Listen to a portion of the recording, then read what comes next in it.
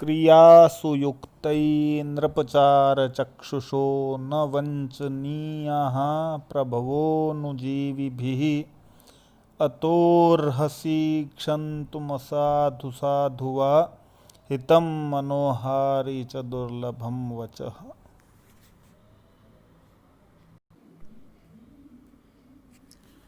अर्थात इस श्लोक में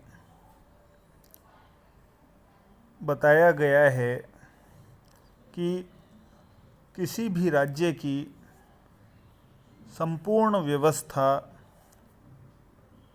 को स्वयं राजा अकेला नहीं देख सकता है, अतः वह अपने सेवकों व दूतों द्वारा दिए जाने वाले समाचारों पर ही निर्भर रहता है। ऐसी स्थिति में राजा एवं राज्य दोनों के ही कल्याण के लिए गुप्तचर का सत्यनिष्ठ होना आवश्यक है। राजा युधिष्ठिर के द्वारा जो वनेचर नियुक्त किया गया था वह इस तथ्य को भली भांति जानता था, अतः वह राजा से कहता है कि क्रियासु युक्तै नृपचार चक्षुषः। हे नृप यानी हे राजन, क्रियासु युक्तै अर्थात कार्यों में युक्तै यानी नियुक्त किए गए, अनुजीवी भी यानी सेवकों के द्वारा, चार चक्षुषः गुप्तचर रूपी नेत्रों वाले, प्रभवः यानी स्वामी को या राजा को, न वंचनीय यानी ठगा नहीं जाना चाहिए, अर्थात धोखा नहीं दिया जाना चाहिए। किसी भी सेवक की यह विशेषता होनी चाहिए कि वह अपने स्वामी के प्रति वफादार रहे। और किस प्रकार वफादार रहे इसी बात को आगे बताते हैं। अतो अर्हसि क्षंतुम असाधु साधुवा, कहता है कि अतः ठगा नहीं जाना चाहिए, इसलिए असाधु साधुवा कि चाहे अच्छा बुरा हो अथवा साधु यानी अच्छा हो, जो भी मेरे द्वारा कहा जाएगा वह क्या है, क्षंतुम अर्हसि, उसे आप क्षमा करें। क्यों क्षमा करें उसको बताता है कि हितम मनोहारी च दुर्लभम वचः, क्योंकि हितकारी और मन को अच्छे लगने वाली, ये विरोधाभासी बातें हैं। या तो हितकारी होगी बात या मन को अच्छे लगने वाली होगी, दोनों एक साथ बहुत मुश्किल से देखने को मिलती हैं। तो कहते हैं हितम मनोहारी च दुर्लभम वचः, हितकारी और मन को अच्छा लगने वाली वचः यानी वाणी, दुर्लभम यानी दुर्लभ होती है। अर्थात प्रिय अथवा अप्रिय जैसा भी आपको लगे, आप मुझे क्षमा करेंगे, क्योंकि मैं जो बात कहूँगा, पीछे भी संकेत दिया था उसने, उसी बात को आगे बढ़ाता हुआ कहता है कि हित करने वाली तथा प्रिय लगने वाली वाणी दुर्लभ होती है। तो इस प्रकार राजा से वनेचर रूपी जो गुप्तचर है वह आग्रह करता है। क्यों आग्रह करता है कि यह एक दायित्व है और उस दायित्व को हर सेवक को निभाना चाहिए, क्योंकि राजा ही अकेला समस्त कार्यों को संपादित नहीं कर सकता और श्रेष्ठ सेवक और गुप्तचर वही होता है जो अपने स्वामी के प्रति कभी धोखे का भाव न रखता हो।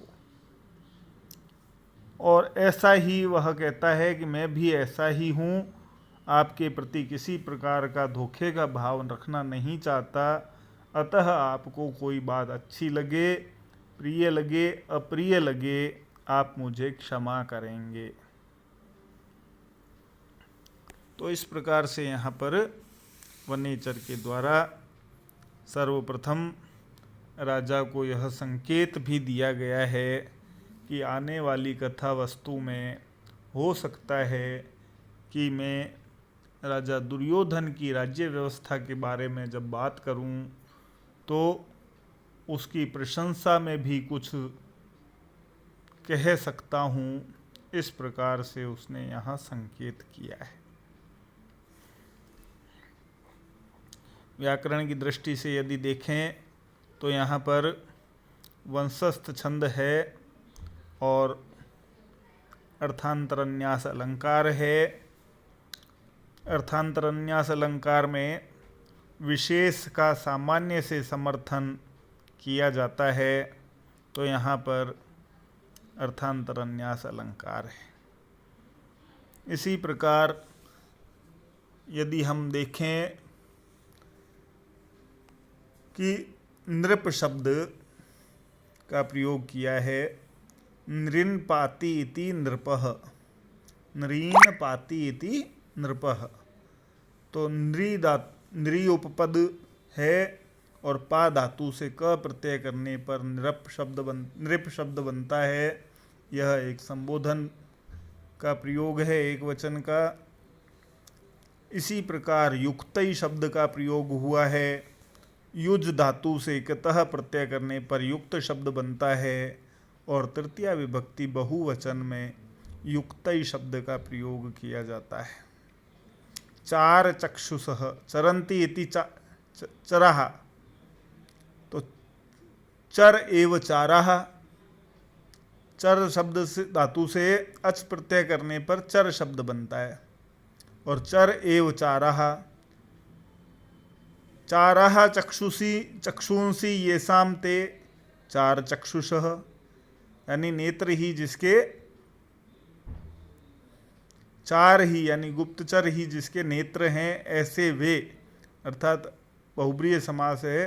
चारः चक्षुंसी येषां ते। इसी प्रकार अनुजीवी भी शब्द है। अनुजीवितुम शीलम येषां ते अनुजीवी, और तई इति अनुजीवी भी। तो अनु उपसर्ग पूर्वक जीव धातु से णिनि प्रत्यय करने पर अनुजीवी शब्द बनता है और तृतीया विभक्ति बहुवचन में अनुजीवी भी शब्द बनता है। इसी प्रकार वंचनीया शब्द है। वंच धातु से णिच चुरादिगण की धातु है वंच, तो चुरादिगण में णिच प्रत्यय होता है।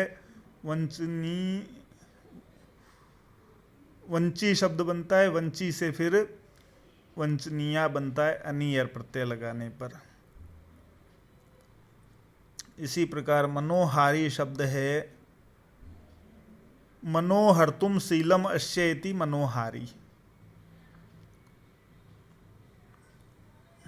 मनस उपपद है।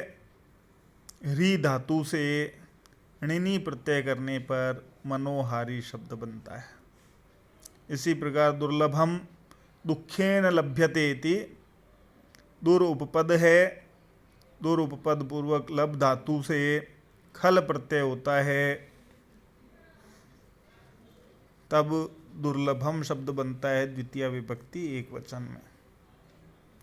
तो इस श्लोक की शब्दावली का यदि हम अवलोकन करें तो सामर्थ्यवान शब्दों का यहाँ भारवी के द्वारा और अर्थ गौरवता से युक्त शब्दावली का यहाँ पर प्रयोग किया गया है।